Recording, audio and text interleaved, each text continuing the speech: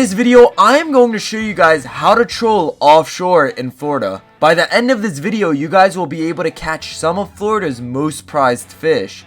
So without further ado, let's get right into this video. There are going to be 3 parts to this video. We are going to go over the speed and depths you should be trolling, the structure you should be trolling, and the right type of tackle and lures you need to use to help you catch more tuna, mahi, kingfish, wahoo, and sailfish. First, let's start off with the speed and depths you should be trolling, and this is one of the most important parts to trolling.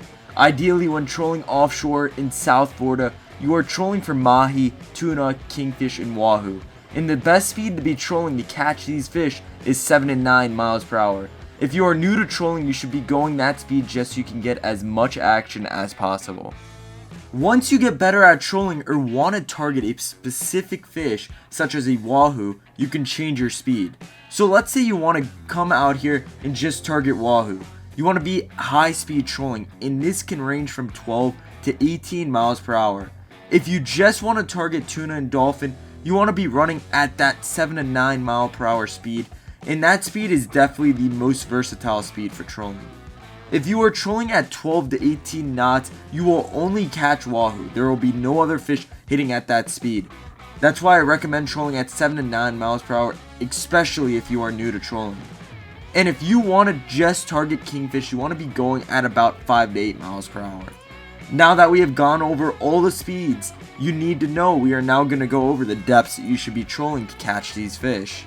Starting off with the depth now, the most important depth you need to know for all the fish we went over in the speed section is the 100 to 300 foot depth range. This depth will catch you those mahi, tuna, and wahoo.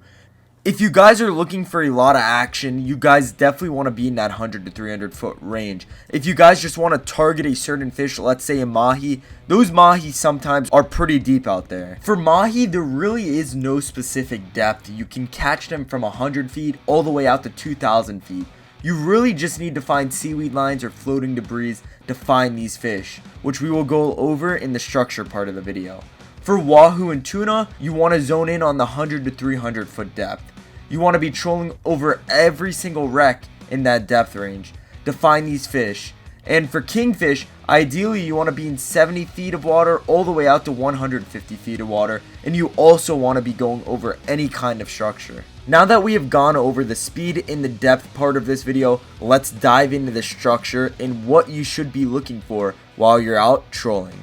Mainly when you're out trolling, a lot of people just blindly troll, and that's not the way you want to be trolling.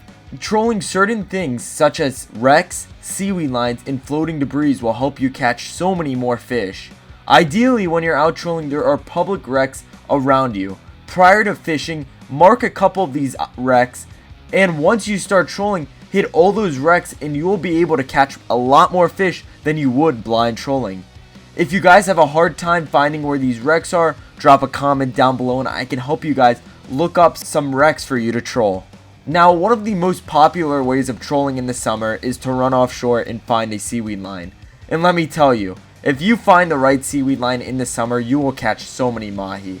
This is a go-to strategy if you guys really want to just target those mahi. If you guys want more tuna, wahoo, and kingfish, stay in that 100 to 300 foot range and troll around cargo ships, wrecks, and any other kind of structures such as rocks. Most importantly, while you're trolling, always be looking for fish jumping or birds diving. If you see this, charge that area and I guarantee you, you will come out of there with a fish. Now that we have went over what you should be looking for while trolling, let's get into the most important part, the tackle and lures. So you guys saw in the thumbnail now, I'm really not a big fan of those diving plugs. They never have worked for me, and I'm telling you guys, every time I troll these things, they always have a problem. There are so many better options than those diving plugs. I'm going to give you guys a bunch of different lures that you could be trolling to help you catch a lot more fish. So ideally when you're trolling, you troll about 3 to 4 lines. That's mainly what we troll, and if you guys have outriggers, you can troll a lot more than that. But this tackle setup that I'm about to give you guys works best for smaller boats. If you guys are able to run more than 4 lines, then let me know in the comments down below and I can help you guys find a couple different lures that would work better in your spread. So now let's start off with the best lures to use while you're trolling. So the first thing you're going to need for this setup is a planer. And for those of you that don't know what this is, it is an item that takes your bait a lot deeper in the water column to help you get more into that strike zone for those wahoo, kingfish, tuna, and mahi. This helps you cover more of the water column while you're trolling. If you guys don't know how to use a planer, I highly recommend going to a local tackle shop. When I first started planer trolling, I was so lost, and once I went to one of our local tackle shops down here in South Florida, they helped me rig up everything and I was ready to fish. Once you learn the planers, you are going to want a number 4 planer and a number 6 planer. And the number 4 planer takes your bait about 30 to 40 feet deep, while the number 6 takes your bait about 40 to 50 feet deep. On your number 4 planer, you're going to want my favorite lure, a Clark spoon. And I'm telling you guys, if you guys just want to go out and catch a bunch of fish, run one of these Clark spoons. Usually when I'm out with the family, I'll run one of these Clark spoons just to have a ton of action. These Clark spoons are underrated tuna killers. If you don't want to run a Clark spoon, you can run a sea witch with a bonita strip. That also works really good. Now for your number 6 planer, you're going to want a sea witch with a bonita strip. And these sea witches also catch you everything. Once you rig up your bottom baits, now let's dive into your top baits.